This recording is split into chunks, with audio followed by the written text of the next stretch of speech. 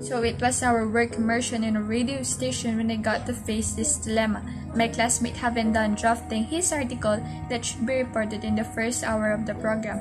My 3 other classmates were assigned in the field, so I was the only one left, and the broadcaster in charge asked me to report since I'm already finished with my article, and said that he got my back since it would be my first time to report live. And for the facts, the first one is my classmate haven't done drafting his article, and for the second one is me that was asked to report live since I'm done with my article. And for the stakeholders, me, my classmate, the radio station, and the broadcaster in charge. For the dilemmas, the first one is to let my classmate finish his article or accept the challenge. The alternatives are, for the first one, either we got scolded and the program might be delayed because of us, or the second one is I'll be enjoying it since I'm gonna be using my skills in broadcasting. And for the principles, for the first one is self-preservation, and for the second one is courage, obedience, sense of responsibility, and optimism. And for the consequences, for the first one is guilt and shame because of cowardliness, and for the second one is satisfaction, enjoyment, and it would be enthusiastic. And for the decision, I accepted the challenge and I enjoyed delivering my news to the people listening in the program, and I got to learn things that I have used for the whole immersion. Having before the lockdown, I was with my friend. My friend and I was on our way home, and we arrived and we realized that my phone was missing when we got off the train. Fact number 1 is I lost my phone, and fact number 2 is I lost it on the train, and fact number 3 is I'm not even sure if I left it or it was stolen from me. So the stakeholders were me, my friend, of course, the LRT station, and my parents, my family. It's either I will tell my parents the truth. The second one is to get a loan, buy a new phone that is the same one as the phone I lost, and then pretend that nothing happened. The alternatives was I should go home, face my parents, and tell them the truth. And the other one is lie, suffering paying the loan alone, using my student allowance. So the consequences of the two dilemmas will be in presumption, in short term, I will be scolded, but I will have peace of mind.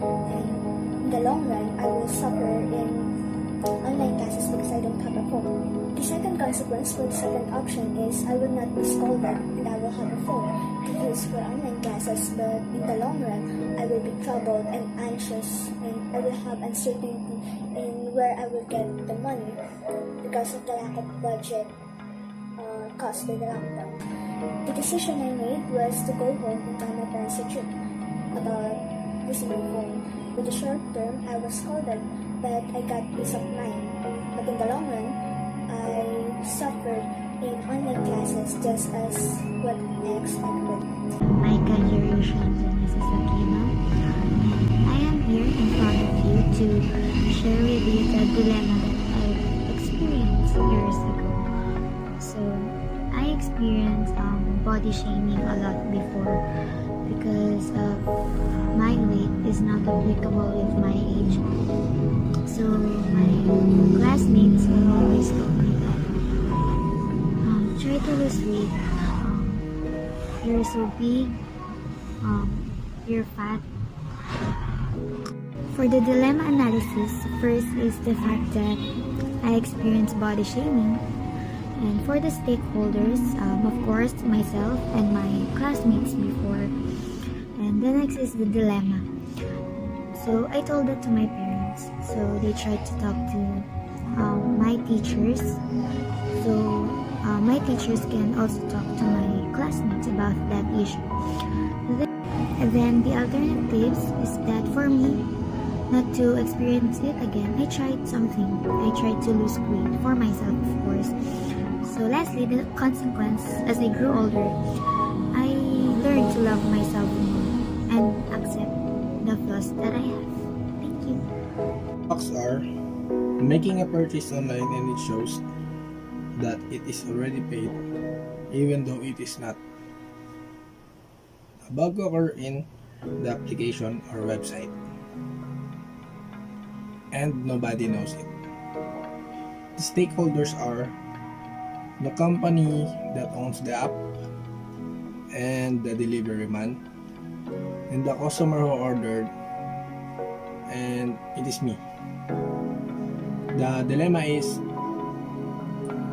file a tech support involving to the incident or just leave it. The alternatives are call the hotline of the application or let the developer solve the issue. Comparison of the alternatives with principles. True kindness and its support preservative. The consequences are satisfaction that makes peace of our mind, and remorseful that will lead us to troubled mind. Clearly, the move that I did is very unethical because I didn't return the item due to pandemic. After a happy yet tiring long day while walking, I saw my smartphone in the cut-off area in your school. At that time, I already planned to do 1, 2, 3 or to just feed the only 5 peso coin left in my wallet because my money disappeared like a bubble after spending unnecessary food eating since it was the foundation day. I was pretty sure no one saw the phone before me, so I picked it up. What do you think did I do to the phone? On my way home, I saw a smartphone in a catwalk area in your school.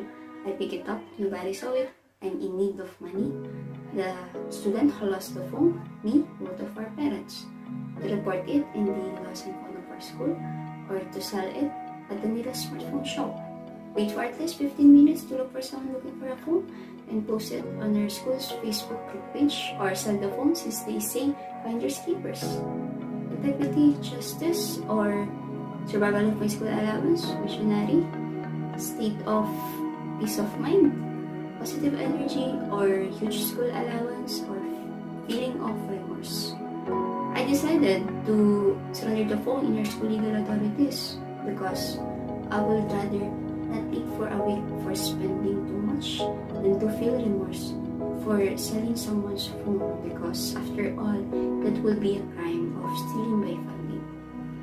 And after a few days, the phone got back to its owner to where it actually belongs. Sarah Guobat, and this story is about me back in 2016 when I realized I did not review for our Mandarin test.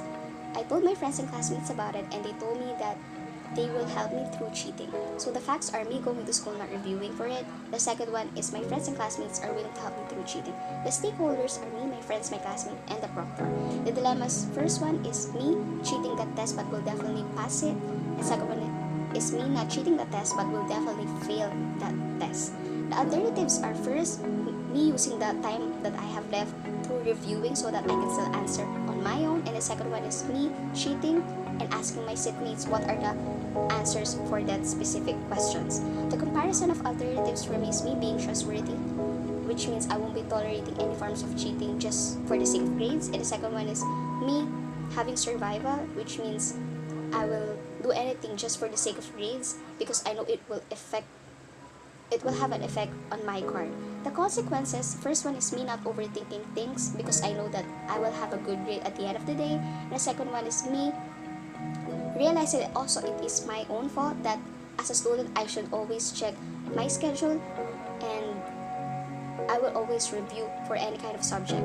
The decision that I made is me not cheating because that is me being unfair to other students who did their hard work for that certain subject, and also me realizing that I will just do my best on the next examinations that we have. Hello, I am Stefano, and when I was in grade 7, I accidentally hurt my classmate and it causes him to have back pain. Then my teacher asked me to talk to my mom or my guardian. She told me that if I was not able to meet her with my mom, she would file a suspension for me for 1 month. And if my mom showed up or able to talk to her, she will give me a warning. Then I was making decision of mine even now. But I don't want to fail my mom, so I told her, and I told her the truth.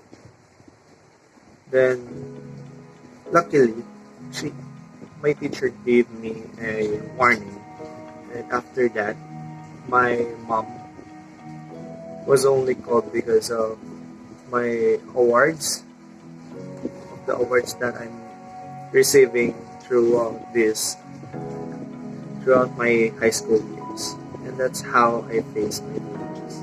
My biggest dilemma is that I want to do something else, but because of financial incapability, I've resorted to taking something else that I don't want.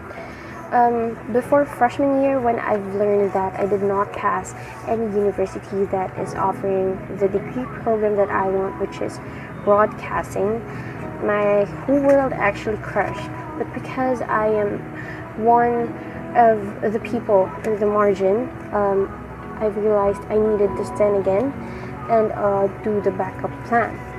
I enrolled at RTU and told myself that I'd transfer after a year. I was then determined to finish the freshman year and was decided to go undoubtedly. Chances and opportunities came, but something was holding me back. Plus, the quarantine limits me from doing paperworks. I thought twice about it hard. That's how my parents got into the picture. Although I was in full scholarship, my parents still made an effort, and I don't want to fail them. My mom is old already, and I want her to see me graduate at the very least. It's true that I'm not happy studying poli-sci compared to broadcasting, but I have so many time left, and my parents are my priorities right now. Hi, I am Erica, and today I will share to you one of the dilemma I experienced years ago in the province, which is bullying. I grew up in a poor family, and back when I was a kid, some of my classmates always degrade me because of my appearance and the way I act and the way I interact to other people. I don't know why, but that's the sad reality of my past. So for the dilemma analysis, the first one is facts, which are I grew up in a poor family and they get bullied me because of my appearance. For the stakeholders, of course, myself who get bullied and some of my classmates who are bullied. Third one is dilemma. First, I report them immediately to our teacher, and second, I ignore them just to pursue my studies. For the alternatives, my mom called their parents and set meetings.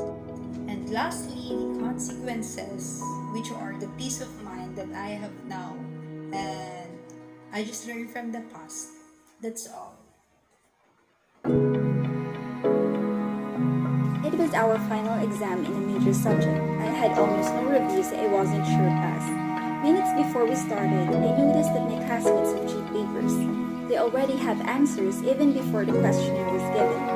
They offered me to copy it since I already knew their plan, and they reassured me that our proctor wouldn't notice the cheating. I haven't reviewed well for a final exam in a major subject. I was afraid of failing. If peers tempted me to cheat, I'm in a tight spot between honesty and passivity. It was about me, my classmates, and our teacher. I've been deciding whether should I cheat to get good grades or should I not join my classmates' plan even if I might fail, if I were to rely solely on stock knowledge.